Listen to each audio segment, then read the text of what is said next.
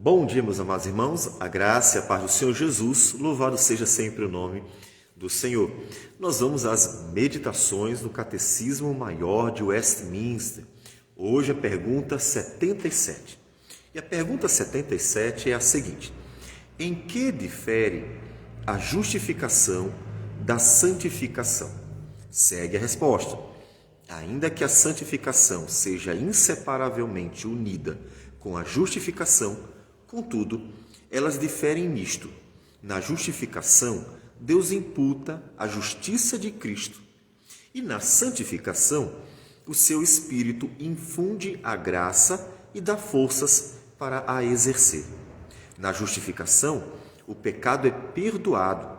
Na santificação, ele é subjugado. Aquela liberta a todos os crentes igualmente da ira vingadora de Deus, e isto perfeitamente nesta vida, de modo que eles nunca mais caem na condenação. Esta não é igual em todos os crentes, e nesta vida não é perfeita em crente algum, mas vai crescendo para a perfeição. Bom, vamos ver dois textos. O texto de 1 Coríntios, capítulo 1, versículo 30, que diz: mas vós sois dele, em Cristo Jesus, o qual se tornou da parte de Deus sabedoria e justiça e santificação e redenção.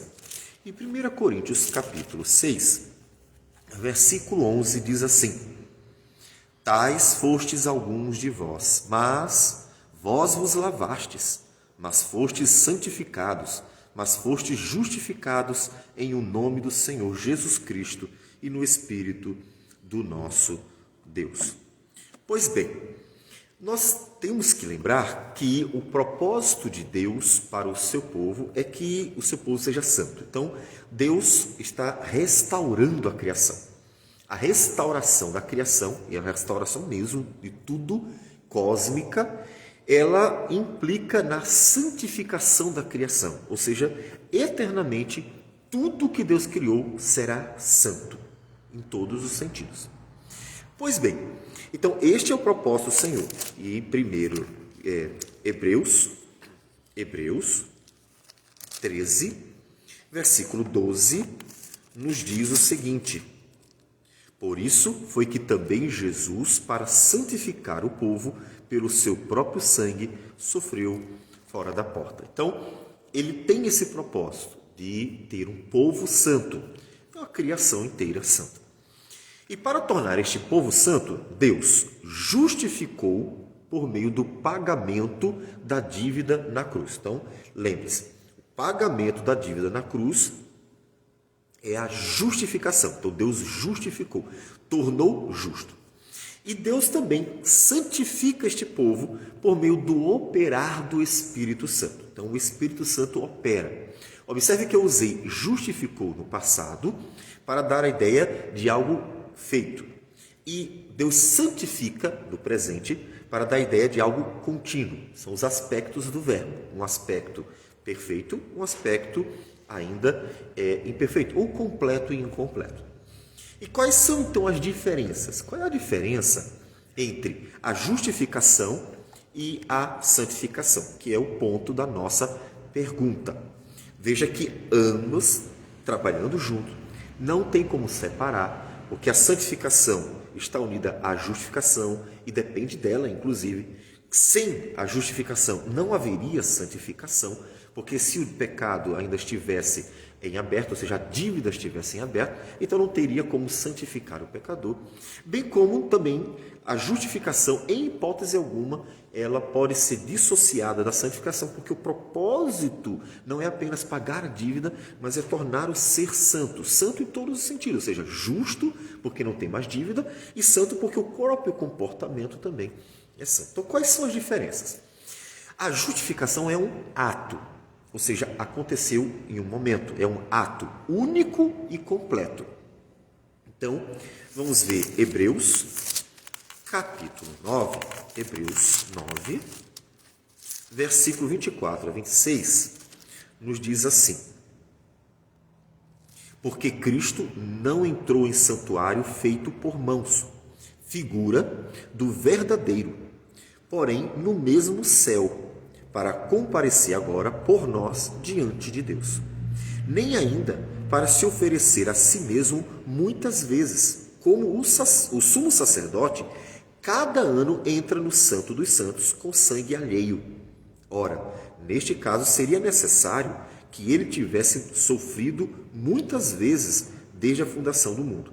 Agora, porém, ao se cumprirem os tempos, se manifestou uma vez por todas, para aniquilar pelo sacrifício de si mesmo o pecado.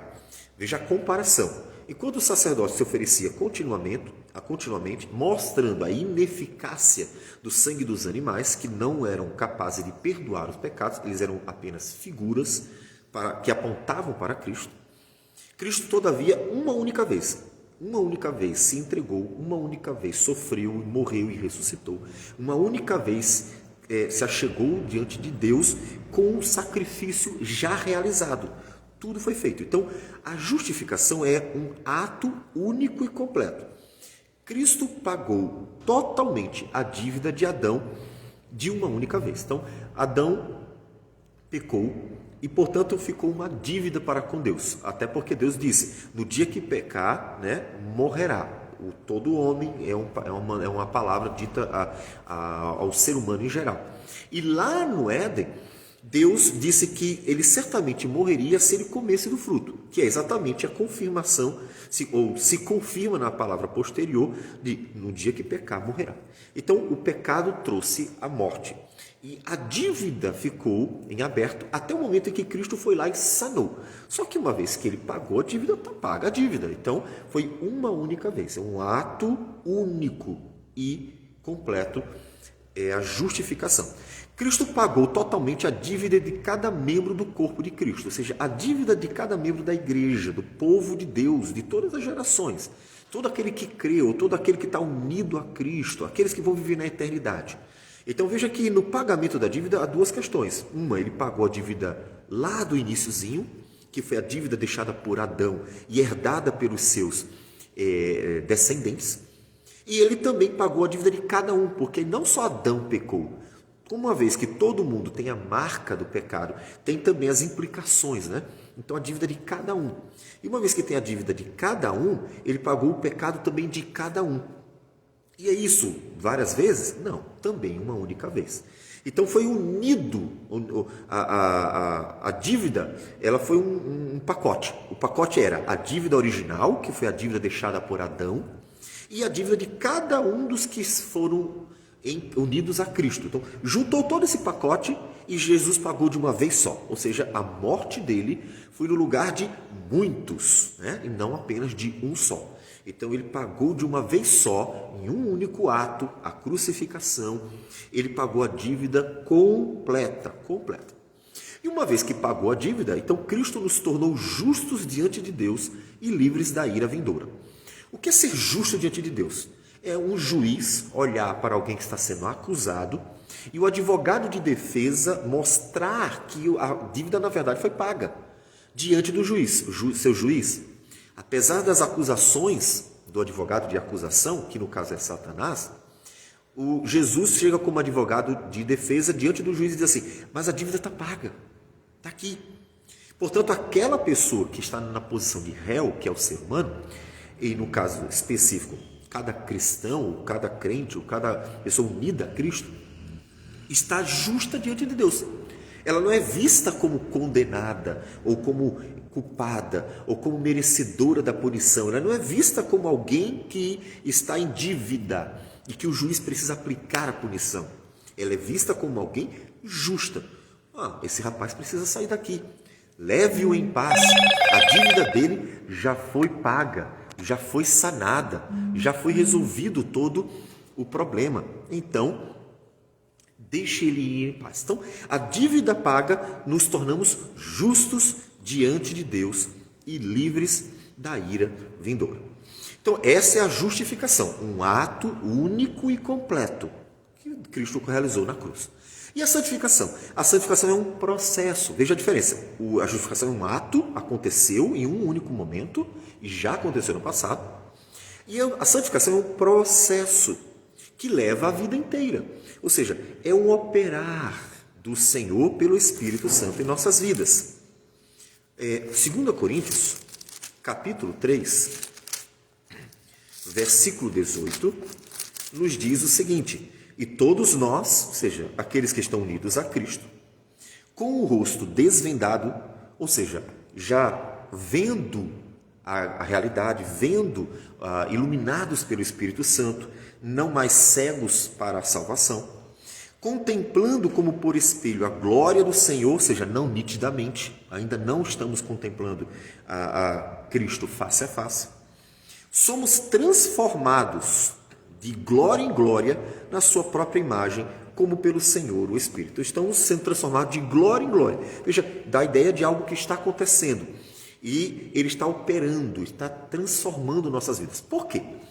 Porque ainda que nós tenhamos sido justificados e possamos sair do tribunal em paz, porque a dívida foi paga, a nossa vida ainda precisa ser aperfeiçoada, precisa ser transformada, ainda precisa ser trabalhada por Deus. Então o que acontece? O Espírito Santo dá graça e força para nós vivermos essa nova vida. Saímos em paz, agora precisamos viver uma vida para o Senhor, agora precisamos viver uma vida para a glória de Deus. Então como a gente faz isso?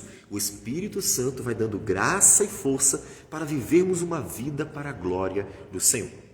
Também o Espírito Santo nos capacita a subjugar o pecado, ou seja, o pecado, porque ainda somos de natureza corrompida pelo pecado, ele ainda está querendo o tempo inteiro dominar, aparecer. E então o Espírito Santo nos capacita a subjugar, a vencer, a não cair nas tentações, uma graça divina.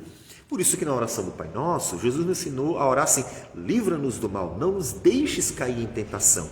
Ou seja, o Senhor nos dá graça para nós vencermos os pecados, e ali mais especificamente para até mesmo nós não sermos colocados diante de situações, de tentações acima das nossas forças, né? O Senhor nos dá esta graça. O Espírito Santo também nos purifica, tirando todo o mal de nós. É aquela questão, nós estamos justificados porque a dívida foi paga, mas ainda somos pecadores. E basta olhar para a própria vida e você verá que você ainda é um pecador. Então o que é que ele faz? Ele vai nos purificando, vai tirando tudo que é ruim. E isso vai levando a vida toda. Ele vai usando muitas vezes o sofrimento como a atmosfera, o ambiente onde ele vai trabalhar por meio da palavra, falando ao seu coração e fazendo você entender e reagir. Então ele vai tirando todo o mal de nós, vai nos purificando. E o Espírito Santo também nos torna mais parecidos com Jesus a cada dia. A ideia é tirar o mal e nos fazer parecidos com Jesus. Ou seja, não é ninguém neutro. Ou a pessoa está de um lado ou a pessoa está do outro. O Espírito Santo tira o mal de nós dia a dia para nos moldar e fazer-nos parecidos com Jesus. Por que parecidos com Jesus?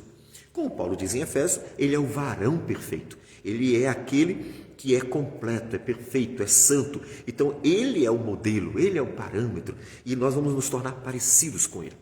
E o Espírito Santo nos amadurece pelo conhecimento da palavra, nos ilumina, nos ensina a aplicar ao coração, vai trabalhando a nossa vida pela palavra, nos amadurecendo, nos edificando, e assim a gente vai conhecendo mais a Deus, crescendo, sabendo viver.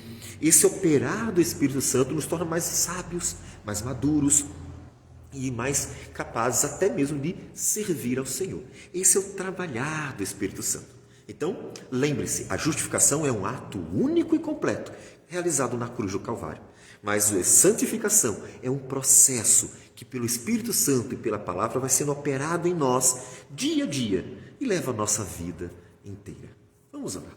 Senhor Deus amado, bendito o teu nome. Te glorificamos e agradecemos por tudo. Colocamos a vida nas tuas mãos e pedimos que o Senhor nos ajude em todo este processo de santificação, confiando na justiça de Cristo, o nosso justo e justificador. Receba a nossa oração em nome de Jesus. Amém. Deus abençoe a todos e tenha um bom dia.